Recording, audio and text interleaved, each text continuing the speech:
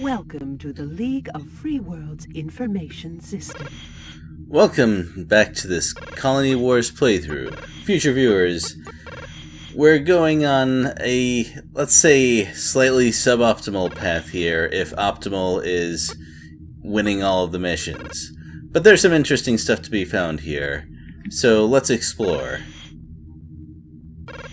Also, I think that loading a game might be a little cumbersome to reach to stop people from loading every time they lose a mission, which is not really in the spirit of the game. That's just speculation, though. Also, you can check your pilot's statistics over the course of the campaign, which I think is pretty neat. Wasted and drained. Oh, we already saw that. Fleet pilots drag their ships across star. A number of high-definition distress beacons have recently been sent from bases within the Diomedes system to League Command in Gallinair. Due to prolonged League defense of the home system, Diomedes has remained vulnerable to naval attack. Enemy forces are now exploiting this opportunity. Scout reports indicate the presence of Navy siren weapons in the vicinity of the Diomedes warp hole. A highly unstable minefield is also present in the region. League casualties have already been recorded. These weapons pose a danger to the League frigate, currently on course for the warp hole. You must pursue a course across the minefield, destroying any rogue Navy presence. Target and destroy all siren weapons prior to the frigate's exit from the warp hole. The game leaves siren weapons a little bit vague. I checked the craft database and they're pretty much the only thing that doesn't show up in there. Still, their name and their proximity to minefield gives a decent idea of what they do. Also, they seem to only work on fleet craft rather than fighters. This is Command. Estimated arrival of frigate, 2 minutes. Sirens must be cleared during this time. Well, no wonder they sent a fast ship out here. Yeah, we're in this tiny little long-range scouting or harassment fighter, but the siren weapons are not very heavily armed or defended, so it's still pretty reasonable for me to go on a mission like this.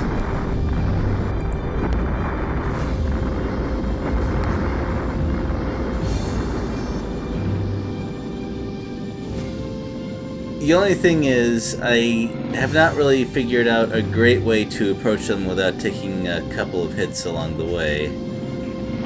Because at some point I do have to face them while firing. And it's kind of hard to avoid taking hits when you do that. Frigate due to exit warp hole in 1.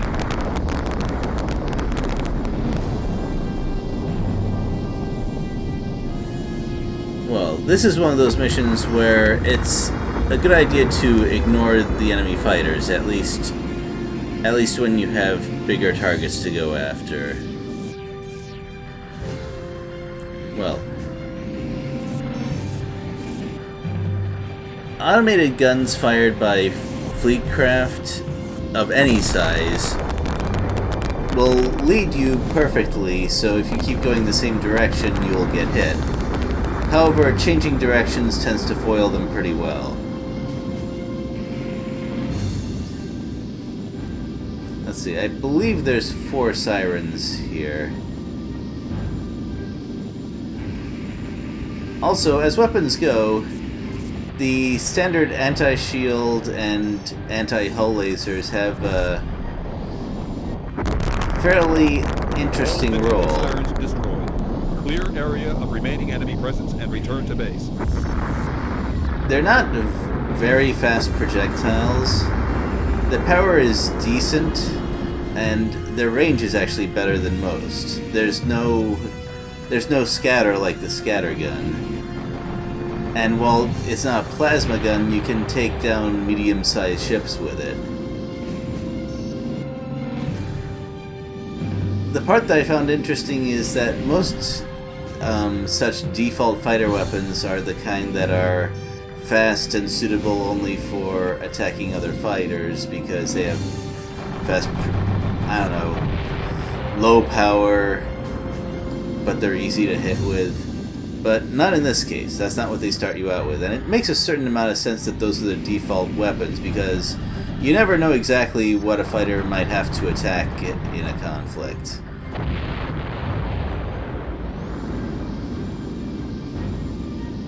Of course, once you get fighters big enough to carry more kinds of weapons than that, then you have things like the scatter gun or EMP gun and such tacked on there. With the exception of the Demon Bomber, because, well, it's a bomber. If you have to field that against fighters, you're probably doing something wrong. Now, those tornadoes, those are pretty fast ships, but they flew in a predictable enough way that it was no problem. But the thing is, this avalanche, even though it's slower, actually gave me quite a bit of trouble, and that's for a couple of reasons. One is that when an enemy is going after you, they fly very differently than when they're going after a different target. It's easier for you to kind of manipulate what they do. But specifically, when a fighter is attacking a fleet craft, they change directions a lot to foil the automated defenses. And this, in turn, also makes it more difficult for you. There is good news, though, which is, as soon as I remember it, I have a stun missile still. And that kind of solves the problem. Probably should have remembered to use that earlier, because things are actually getting a little dangerous. That frigate I was supposed to defend had already lost its shields. Return to base. That's what happens when even one fighter can stick around for too long. It's pretty clear why they're used so heavily in this fictional universe.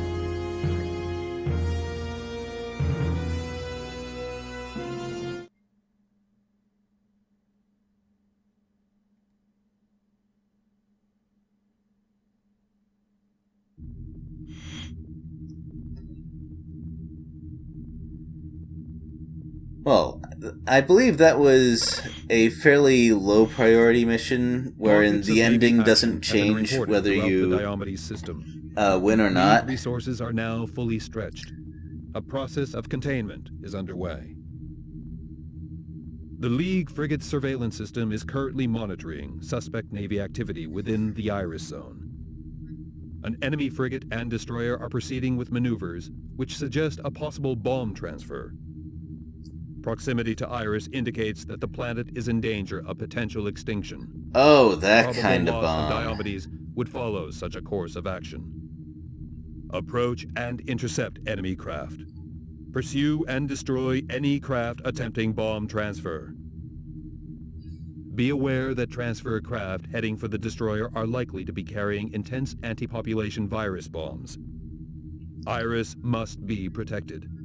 I assume that bombs like that are cumbersome and require specific kinds of transport sufficient that the League can figure out what's going on from a distance. That's good news for us, sort of. But unlike the last mission, this one is a critical one. This one will change the ending if we fail it. This is Command. Approach enemy frigate with caution. The final mission of an act tends to be that way.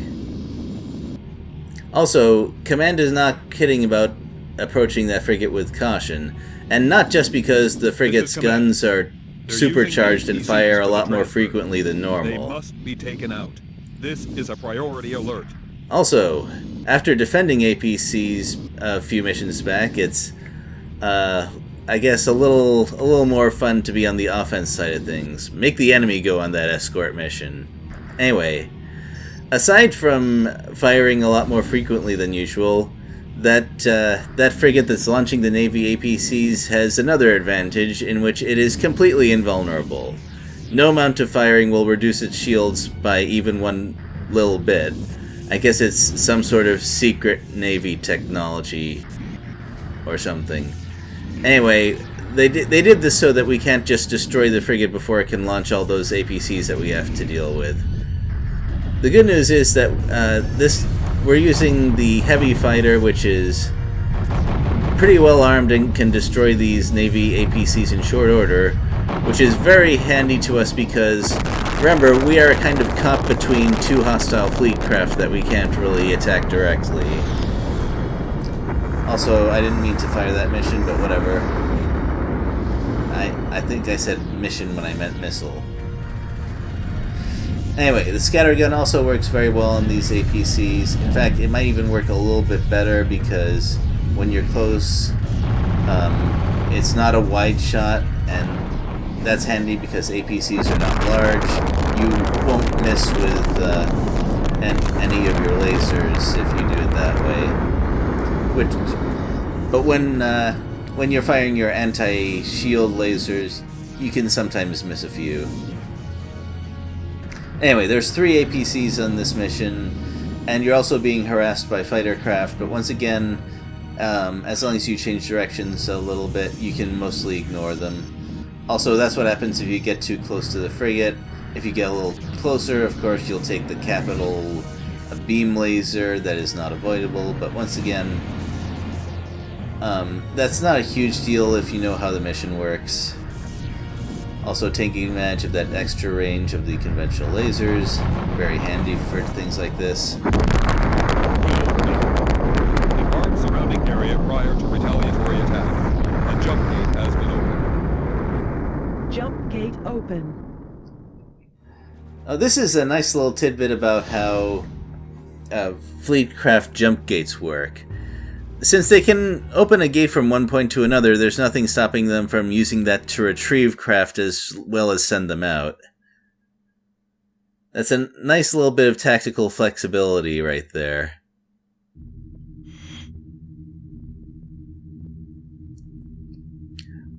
But as I just said, that's a critical mission.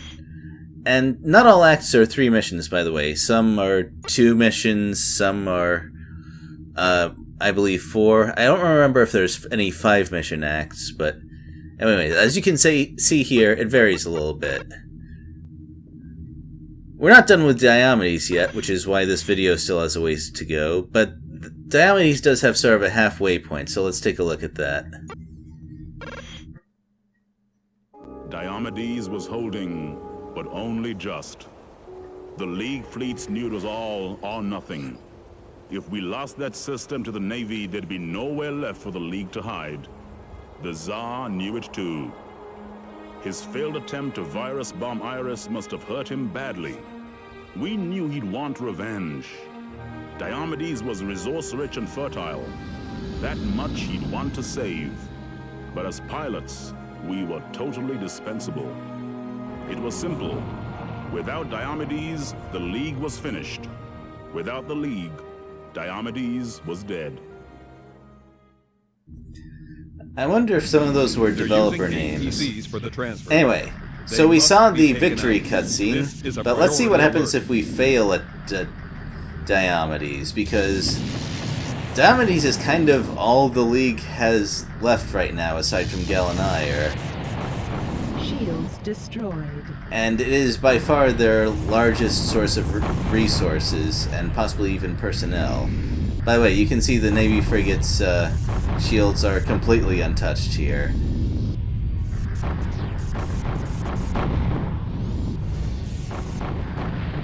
Hull's auto-ejection procedure complete.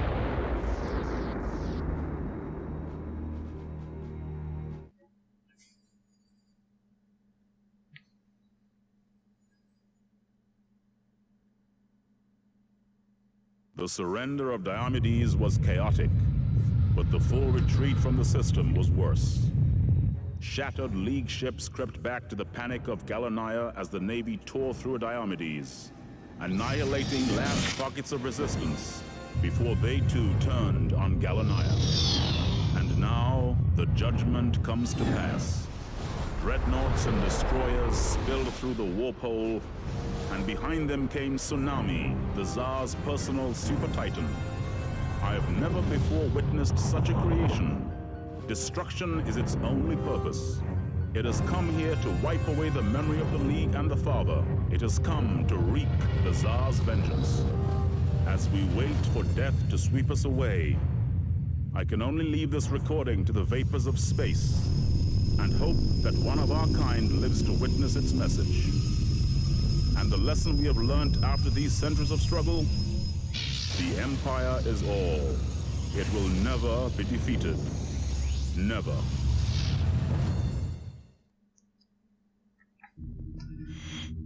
Right, so don't lose that mission. Well, that's the ending that you get if you lose repeatedly, and is pretty clearly the worst ending you can get, although there's a couple that are also not very much better. There's something else that you can do after you get an ending of any sort, which is take a look at the mission chart to see what branches you might have missed. And you can also take a look at any cutscenes that you got along the way. We're going to go back to the screen, especially at the very end where it's all unlocked, so we can see how everything is put together. For now, of course, we only Wasted and drained. Saw the very worst sequence of events. We'll see if we can improve things at least a little bit while we're here.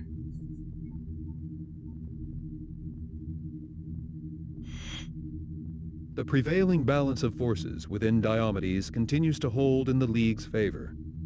However, intercepted data transmissions beamed from Navy craft within the system persist in detailing planned intervention. Loss of the system's resources and manpower would be a disaster for the... Yeah, we just saw that. Confrontations with Navy craft continue to occur at sporadic intervals. Specific details are currently being received regarding an attack on League civilian transporters in the Lo Akun zone. Due to random sabotage attacks on Lo Akun manufacturing bases, increased raw material transportation has been implemented. These supplies are now threatened. Advance in direction of reported confrontation. Escaping Navy craft must be tagged for future location procedure. You are unlikely to have resources available to provide a military threat to these enemy craft. They're not kidding. Once again, we are in the weakest long-range fighter there is, and we are up against a whole bunch of fleet craft, including some really nasty ones. By retreating, I don't think they mean retreating from being routed or anything. It's just they went and shot some things and now they're on their way back. This is Command. 9 fleet craft have been detected. Target and tag them with your mole missiles. Do not attempt to engage fleet craft in combat. Well, there's 3 groups of 3 in front of you, with one group to the left, one to the right, and one right in front. Don't fall into the trap of going to the one right in front first. You won't have enough time after all the back and forth that would result from that.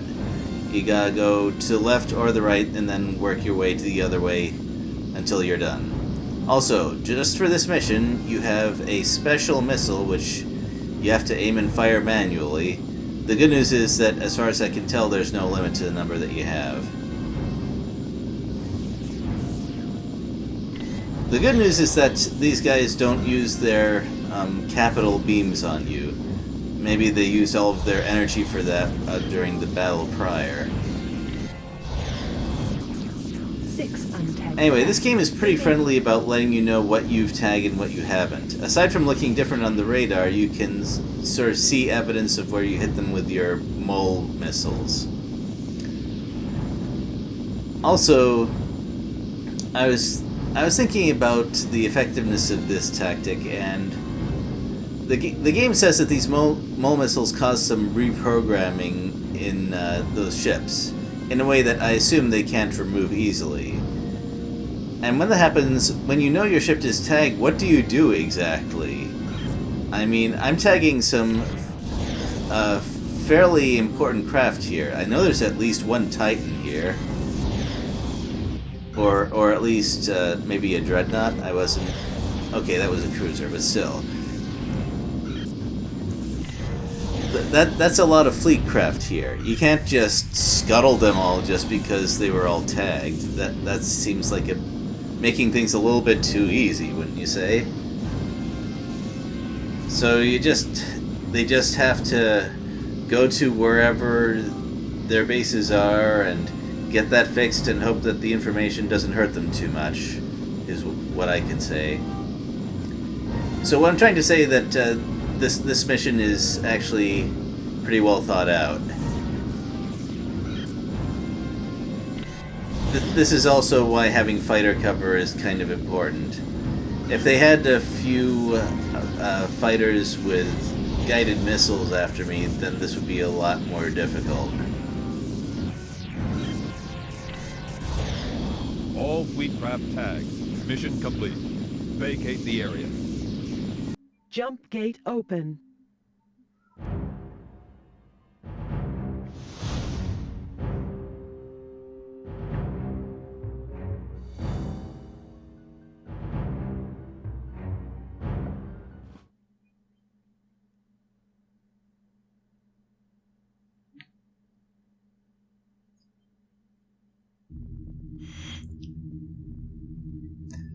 Well, no losses on either side for this one, but hopefully what I did made a difference of some kind. Attempts to secure the Diomedes system against further incursion are still being hampered. There have been unexplained shutdowns of primary food production facilities throughout the system, and civilian areas are coming under frequent attack. Emergency network reports indicate a problem with a League-held battle platform in the Elysium Zone. Currently disabled due to high-level enemy blanket raids, this platform is again under fire. It is likely that the enemy will attempt to board the platform. Engage all craft attempting to attack this platform. Prevent enemy craft docking or landing until platform defense grid can be brought back online. Be aware that loss of the Diomedes system is likely to result in a renewed attack on Gallinaire. This platform must be defended. So we've got a reverse of the BAL platform capture mission that we had before. Once again, APCs are going to be our target, but we're using a different fighter this time, which is more lightly armed. It doesn't have a scattergun at all, for example, and 2 lasers instead of 3. So that's the more difficult part. The less difficult part is that This is Battle Platform Diomedes 1. Estimated time to defense grid activation, 10 instead of being caught between 2 hostile fleet craft, we're between 1 hostile fleet craft and a friendly battle platform. Well, it can't actually do anything, but at least it won't shoot at us. And there's the first APC right there.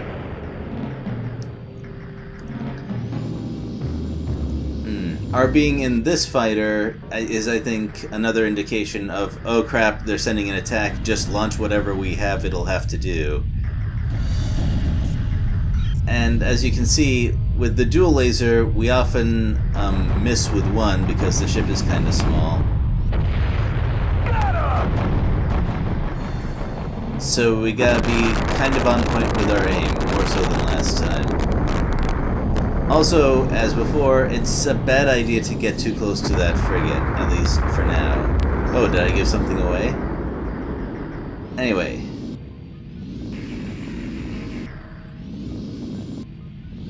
Definitely best to push the range of these lasers as far as they'll go, because I think there's less distance between the enemy ship and its target this time.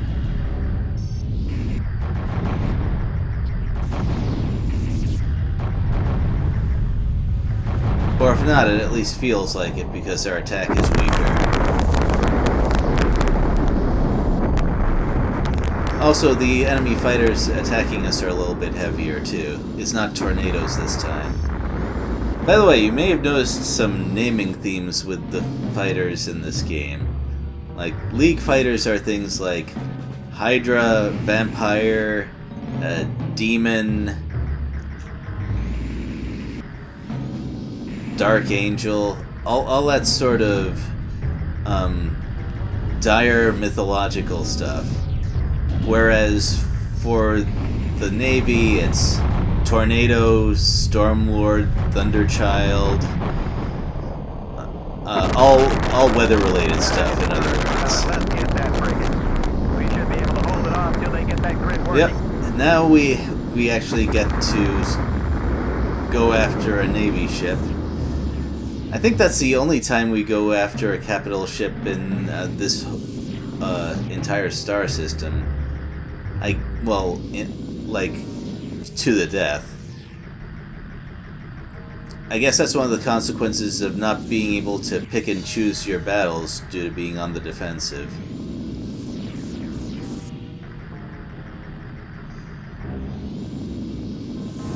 Right, so what I'm doing here is fairly simple. This frigate fires its lasers in kind of waves, so I fire for a little bit, and then, well, okay, aside from the capital beam, which this one doesn't fire very often, I just fire a little bit, and then just focus on moving around a bit, although I do get a little greedy towards the end. Anyway, this is the confrontation where if you didn't figure out how to fight a frigate in this ship the first time you encountered it, you're going to have some trouble here.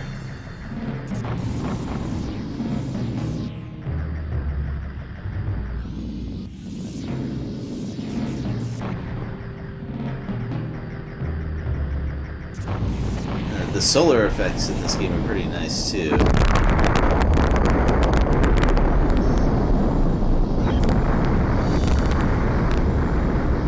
Now, it's possible to get hurt so badly by the frigate that this last Thunderchild will kill you with a missile or something. Unless you remember that you have your stun missile and it's not foiled by a flare. In that case, it's pretty easy. But I didn't go after it beforehand because the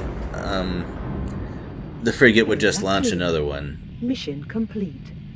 Return. The game is a little weird about that. It has a certain number of enemy fighters that are supposed to be there, and if you destroy them or there's, for whatever reason, there's less of them, then they find an excuse to send some more, instead of sending all they have like a sane commander might.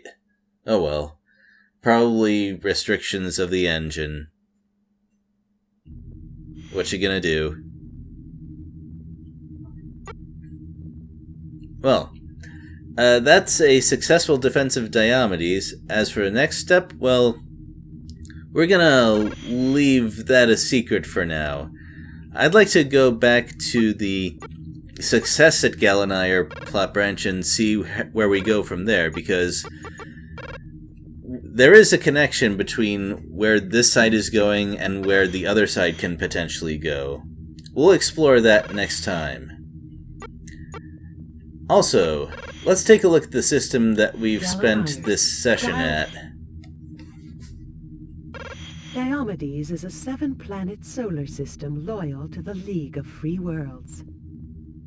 Containing some of the most fertile and beautiful worlds anywhere in the universe, Diomedes was colonized between 4341 and 4394 AD.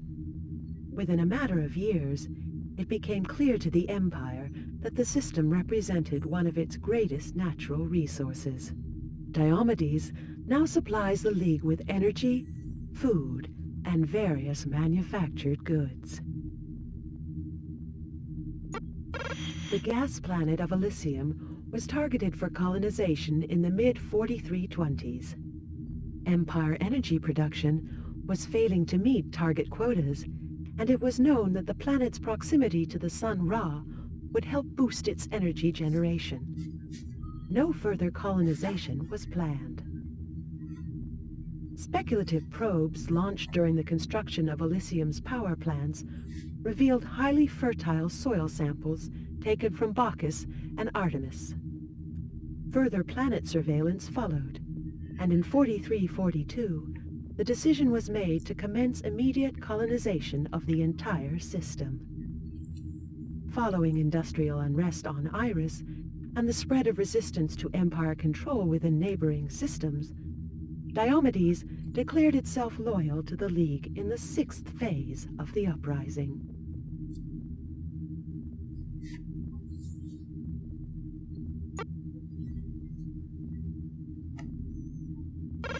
As a wholly loyal solar system, the League supplies Diomedes with all available defense resources.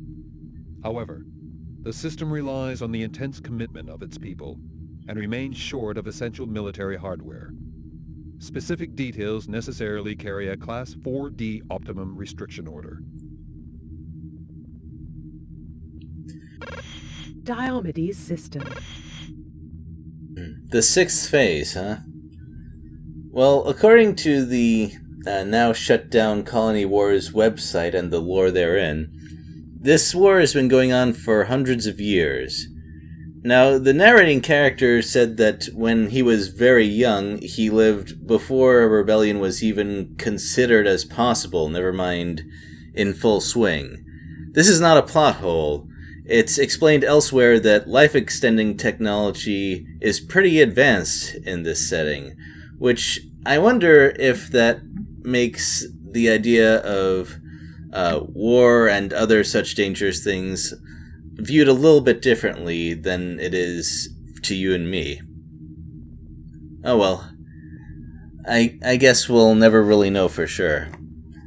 Thanks for watching, everyone. I will see you next time.